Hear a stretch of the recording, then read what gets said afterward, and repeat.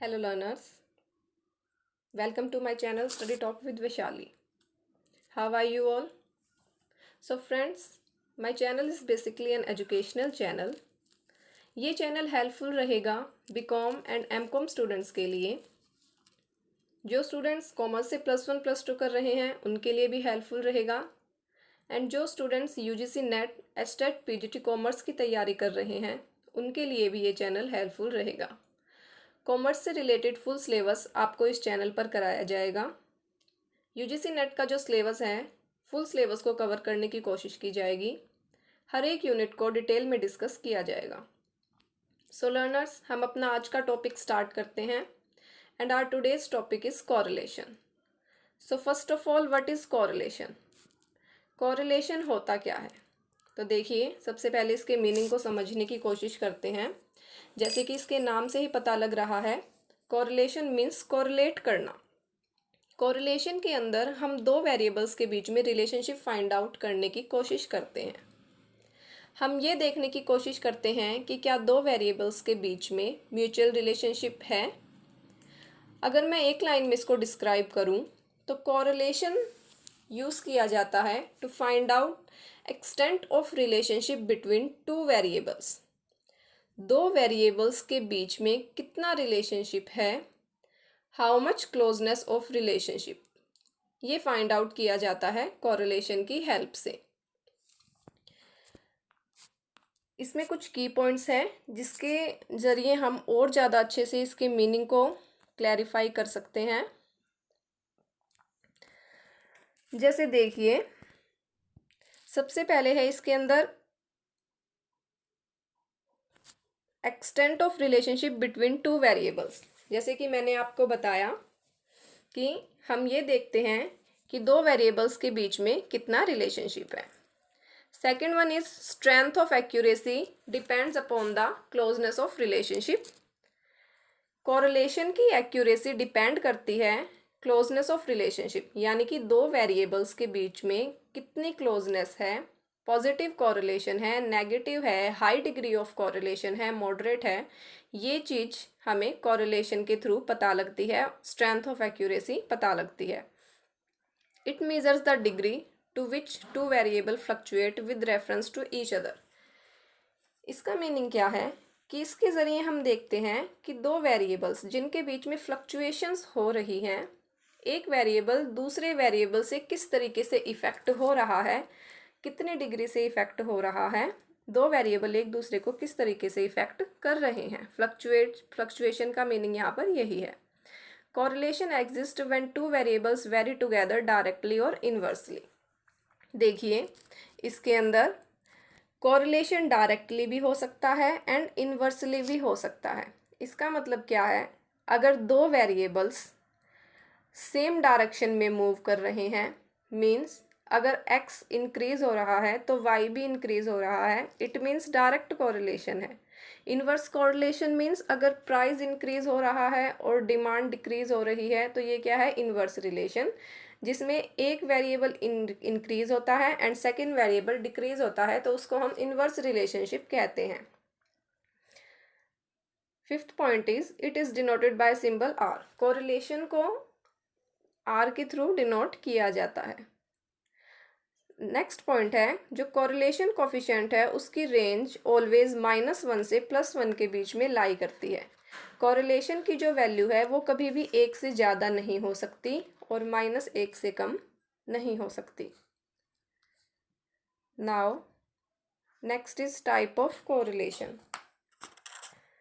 There are 3 types of correlation: positive and negative correlation, linear and curvilinear correlation, simple partial and multiple correlation. First of all, positive and negative correlation. देखिए, positive correlation का मतलब क्या होता है? जब दो variables x and y same direction में move करते हैं। मान लीजिए x और y दो वेरिएबल हैं, अगर x इंक्रीज होता है तो y भी इंक्रीज होगा, अगर x डिक्रीज होता है तो y भी डिक्रीज होगा। तो ये क्या है? ये पॉजिटिव कोरिलेशन है। जैसे हम एग्जांपल ले सकते हैं प्राइस एंड सप्लाई का। प्राइस इंक्रीज हो रहा है तो सप्लाई भी इंक्रीज हो रही है, अगर प्राइस डिक्रीज हो रहा है तो सप्लाई भी डिक्रीज हो रही है, इट मीन्स पॉजिटिव कॉरिलेशन है। Second is negative correlation. Negative correlation का मतलब होता है अगर दो वेरिएबल्स ऑपोजिट डायरेक्शन में मूव कर रहे हैं। अगर एक वेरिएबल इंक्रीज हो रहा है और दूसरा वेरिएबल डिक्रीज हो रहा है तो वहाँ पर नेगेटिव कॉरिलेशन होता है, जैसे कि price and demand. Price and demand में इन्वर्स रिलेशन होता है। अगर प्राइस इंक्रीज होता है तो डिमांड डिक्रीज होती है, और प्राइस अगर डिक्रीज होता है तो डिमांड इंक्रीज होती है। तो ऐसे केसेस में नेगेटिव कॉरिलेशन होता है। Second is linear and curvilinear correlation.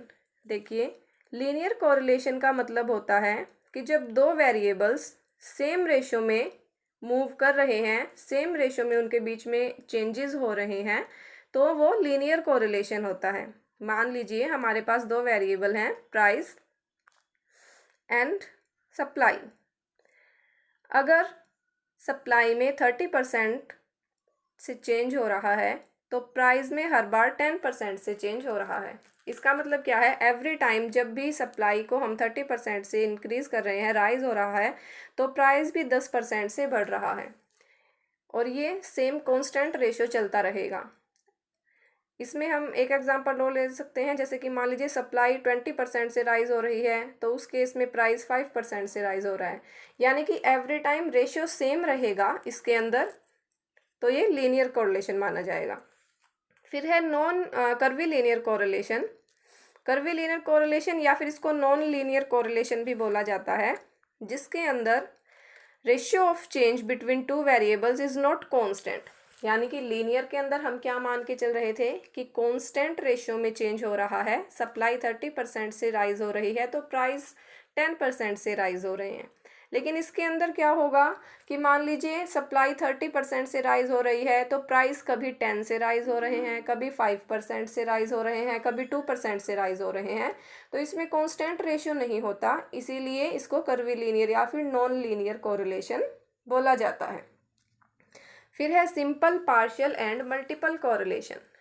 देखिए, सिंपल कोरिलेशन जो है, ये जब हम दो वेरिएबल्स के बीच में रिलेशनशिप देखते हैं तो उसे सिंपल कोरिलेशन बोलते हैं, जो कि मैंने आपको मीनिंग में बताया कि कोरिलेशन का मतलब क्या होता है, to find out relationship between two variables, उसे सिंपल कोरिलेशन बोलते हैं। कि दो वेरिएबल्स के बीच में जब हम रिलेशनशिप फाइंड आउट करने की कोशिश करते हैं, like price and demand, price and supply, कुछ भी ले सकते हैं हम इसके अंदर एग्जाम्पल, तो वो क्या है, वो सिंपल कोरिलेशन है।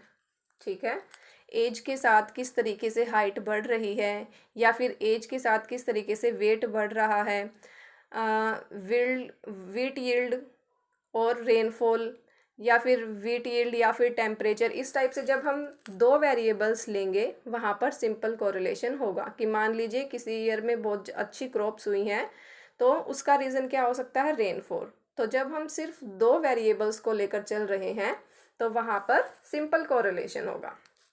Next is partial correlation. देखिए, पार्शियल कोरिलेशन में दो से ज़्यादा वेरिएबल्स लिए जाते हैं, 3 वेरिएबल्स लिए जाते हैं, जिसमें एक वेरिएबल कांस्टेंट रहता है। जैसे कि मान लीजिए हम गेहूं की खेती जो है उसको रेनफॉल और टेम्परेचर के साथ कनेक्ट करने की कोशिश करते हैं, जिसमें टेम्परेचर को कांस्टेंट रखा जाएगा और रिलेशनशिप देखा जाएगा between wheat yield and rainfall. Third one is multiple correlation.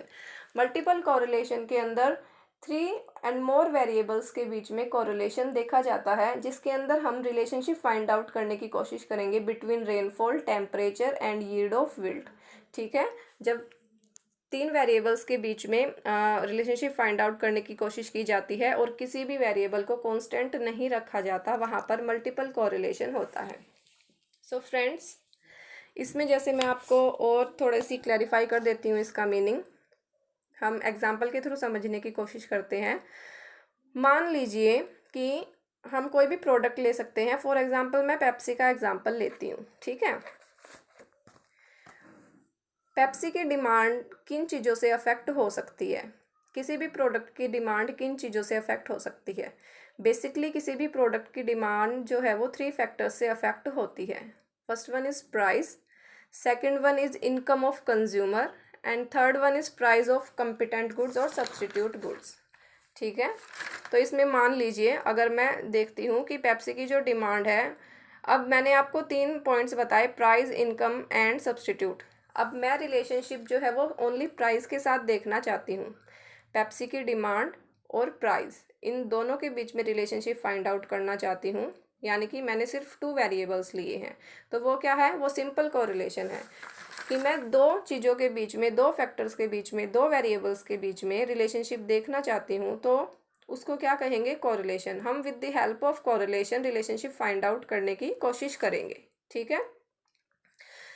तो इसमें अगर मान लीजिए कि जो पेप्सी है उसकी डिमांड कम हो रही है, किस वजह से, हो सकता है कि प्राइस बढ़ रहे हों। पेप्सी की डिमांड ज़्यादा हो गई, किस वजह से, हो सकता है कि पेप्सी के प्राइस कम हो गए हो। ये हम सिर्फ प्राइस के साथ रिलेशनशिप देख रहे हैं। अगर हम इनकम के साथ देखेंगे तो इसके फैक्टर्स, इसके मेजर्स अलग बनेंगे। या फिर हम सब्स्टिट्यूट गुड्स के साथ देखेंगे तो इसमें क्या हो सकता है कि मान लीजिए कि पेप्सी का सब्स्टिट्यूट क्या हो सकता है, कोका कोला। हो सकता है कोका कोला ने अपने रेट कम कर दिए हों तो लोगों ने पेप्सी को स्विच करके कोका कोला पे चले गए हों। लेकिन कोरिलेशन के अंदर आप सिर्फ एक ही फैक्टर को लेंगे, यानी कि एक तो फैक्टर जिसके साथ आप रिलेशनशिप देखना चाहते हैं, एंड सेकंड वन इज जो उसको अफेक्ट कर रहा है, यानी कि पेप्सी की डिमांड, इसको अफेक्ट कौन कर रहा है, उसका प्राइस। तो इसलिए यहाँ पर हम प्राइस एंड डिमांड के बीच में रिलेशनशिप देख रहे हैं। इसी तरीके से आप कोई भी दो फैक्टर्स ले सकते हैं, दो वेरिएबल्स ले सकते हैं और उनके बीच में रिलेशनशिप फाइंड आउट कर सकते हैं, तो उसको सिंपल कोरिलेशन बोला जाता है। ठीक है। अब आज जो हमने ये टॉपिक किया है, इससे रिलेटेड कुछ क्वेश्चंस हम डिस्कस करेंगे जिससे कि आपको और क्लैरिटी हो जाएगी इस टॉपिक की। So our first question is, relationship between two variable is determined by. दो वेरिएबल्स के बीच में रिलेशनशिप को डिटरमाइन किया जाता है तो उसको क्या कहा जाएगा। मैंने अभी आपको बताया, to find out relationship between two variables is known as correlation. तो इसका क्या आंसर आ जाएगा, the option third is correct, correlation. Second is, linear correlation is a type of mean, probability, sample, correlation. देखिए हमने 3 टाइप्स पढ़े थे, positive and negative correlation, linear and curvilinear, simple, partial and multiple. तो linear correlation किसका part है, correlation का 4th point. Next question is, correlation is expressed by. मैंने आपको कोरिलेशन का सिंबल बताया था, कोरिलेशन इज सिंबलाइज्ड बाय। तो इसका ऑप्शन, इसमें क्या ऑप्शंस दे रखे हैं, option 1 is Z, T, F and R। तो कोरिलेशन को एक्सप्रेस किया जाता है R के through. Next one is, maximum value of correlation is. देखिए हमने ऊपर डिस्कस किया था, कोरिलेशन की जो वैल्यू है वो लाई करती है -1 to +1। ठीक है। तो मैक्सिमम वैल्यू कोरिलेशन की कितनी हो जाएगी, option second is correct, maximum value correlation की 1 हो जाएगी। Minimum value of correlation is, जो मिनिमम वैल्यू है कोरिलेशन की वो होगी -1। Next question is, as the value of x increases, if y also increases, then coefficient of correlation will be। अगर x की वैल्यू इंक्रीज होती है एंड y की वैल्यू भी इंक्रीज होती है तो कौन सा कोरिलेशन होगा। देखो मैंने आपको बताया था कि दोनों वेरिएबल्स सेम डायरेक्शन में मूव करते हैं, तो वो कौन सा होता है, पॉजिटिव कोरिलेशन। यहाँ पर जो सेकंड ऑप्शन है वो ठीक होगा। नेक्स्ट वन इज,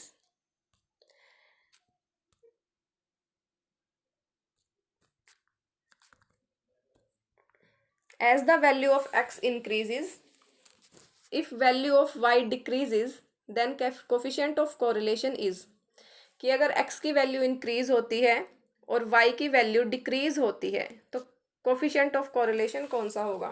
तो इसमें हमने क्या पढ़ा था कि जब दो वेरिएबल्स अपोजिट डायरेक्शन में मूव करते हैं तो कौन सा कोरिलेशन होता है, उस केस में नेगेटिव कोरिलेशन होता है। Next one is, in case of simple correlation the number of variables involve are.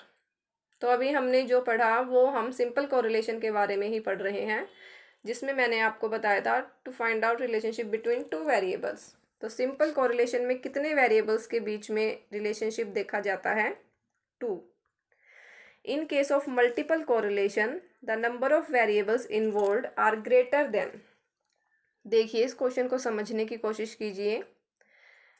Multiple correlation में जो वेरिएबल्स इन्वॉल्व्ड होते हैं ग्रेटर देन, कितने ग्रेटर देन होते हैं, यानी कि नॉर्मली हम जितने वेरिएबल्स लेते हैं, ग्रेटर देन का मतलब यहाँ पर हो गया कि सिंपल कोरिलेशन में जो हम वेरिएबल्स लेते हैं ग्रेटर देन, उनसे कितने ग्रेटर, उनसे कितने बड़े होते हैं। तो यानी कि यहाँ पर ग्रेटर देन 2 से ग्रेटर देन होते हैं। ठीक है, हमने क्या पढ़ा था? 2 एंड मोर देन 2 वेरिएबल्स। तो इसका आंसर आ जाएगा 2। Next one is relationship of 2 or more variable is examined excluding some other variable in case of. Question समझने की कोशिश कीजिए। 2 या 2 से ज़्यादा वेरिएबल्स के बीच में रिलेशनशिप देखा जा रहा है और एक वेरिएबल को एक्सक्लूड किया जा रहा है। यहाँ पर एक्सक्लूड का मतलब है कांस्टेंट रखा जा रहा है। तो ये केस मैंने आपको कौन सा बताया था? पार्शियल कोरिलेशन का केस होता है जिसके अंदर 2 एंड मोर देन 2 वेरिएबल्स लिए जाते हैं, जिसमें रिलेशनशिप सिर्फ 2 वेरिएबल्स का ही देखा जाएगा एंड अदर वेरिएबल कांस्टेंट रहेगा। Next is partial correlation is a type of. Partial correlation किसका टाइप है? Multiple correlation, simple correlation, both, none of the above. तो क्योंकि पार्शियल कोरिलेशन में हम वेरिएबल्स 3 लेते हैं, एक वेरिएबल को कांस्टेंट रखते हैं। ठीक है, 2 से ज़्यादा वेरिएबल्स को इंक्लूड किया गया है, चाहे हम एक वेरिएबल को कांस्टेंट रख रहे हैं। तो ये किसका पार्ट हो जाएगा? मल्टीपल कोरिलेशन का पार्ट हो जाएगा। Next one is when variations in the value of 2 variables have constant ratio. जब 2 वेरिएबल्स के बीच में जो फ्लक्चुएशंस हो रही हैं, वेरिएशंस हो रही हैं, वो कांस्टेंट रेशियो से हो रही है, तो उस केस में कौन सा कोरिलेशन एग्जिस्ट करता है? देखिए, मैंने आपको बताया था लीनियर एंड नॉन लीनियर या फिर कर्वी लीनियर, जिसके अंदर जो चेंजेस है अगर सेम रेशियो में हो रहे हैं, यानी कि अगर प्राइस एवरी टाइम राइज हो रहा है 20% से, तो सप्लाई एवरी टाइम राइज हो रही है 30% से, है ना? तो इसके अंदर क्या आ जाएगा? Linear correlation. So friends, I hope आज का लेक्चर आपको पसंद आया होगा। आप देखिए कि एक छोटे से टॉपिक में से भी कितने सारे क्वेश्चंस निकल के आ सकते हैं। जो नेट का एग्ज़ाम होता है, एचटेट पीजीटी कॉमर्स का एग्ज़ाम होता है, उसमें इसी टाइप से छोटे छोटे टॉपिक से बहुत सारे क्वेश्चंस बन जाते हैं। तो इसीलिए हम हर एक टॉपिक को डीप में डिस्कस करेंगे। हर एक टॉपिक से रिलेटेड क्वेश्चंस मैं लेके आऊँगी, हम उनको डिस्कस करेंगे। पास्ट प्रीवियस जो पेपर्स हैं उनमें जो क्वेश्चंस आए हुए होंगे उनको भी हम धीरे धीरे डिस्कस करना स्टार्ट करेंगे। पहले हर एक टॉपिक को डिटेल में समझने की कोशिश करेंगे और उसके साथ हम क्वेश्चंस भी लेंगे, उनकी भी प्रैक्टिस करेंगे। तो इस तरीके से हमारे कॉन्सेप्ट क्लियर होते चले जाएंगे। सो फ्रेंड्स, अगर आपको मेरा आज का लेक्चर पसंद आया हो, so please click the like button, share and subscribe my channel. Thank you.